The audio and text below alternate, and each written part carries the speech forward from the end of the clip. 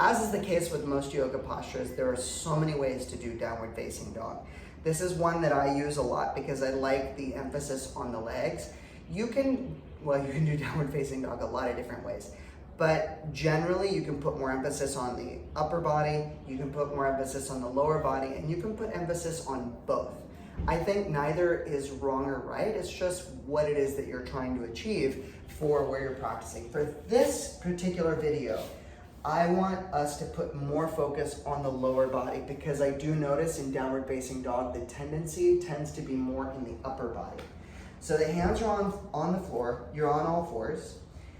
You're going to, so this is a sequence that I do in my classes a lot.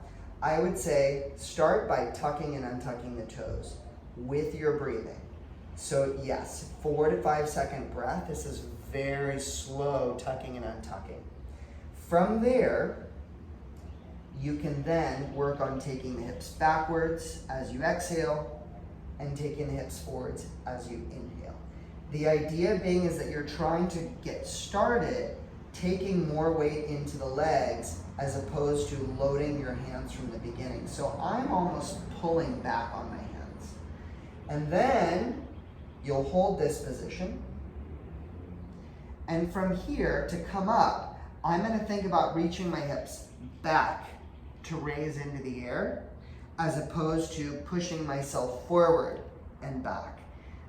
So you don't even need to straighten the knees. It's not important, but you do want to keep the shoulders engaged and the shoulders externally rotated gently and open. And you reach the hips backwards. And then you hold this position eventually after a while, trying to keep the shoulders as open as possible.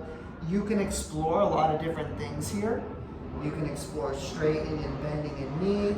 You can explore trying to straighten and bend the knees together. But the idea is always the same, that you're trying to stay really anchored in your legs here so that you're not forcing your weight forward into your upper body. And I always think keeping your spine long is an important part of this. So if you find that you have to round your back or you're hunching into your shoulders, your knees need to bend more.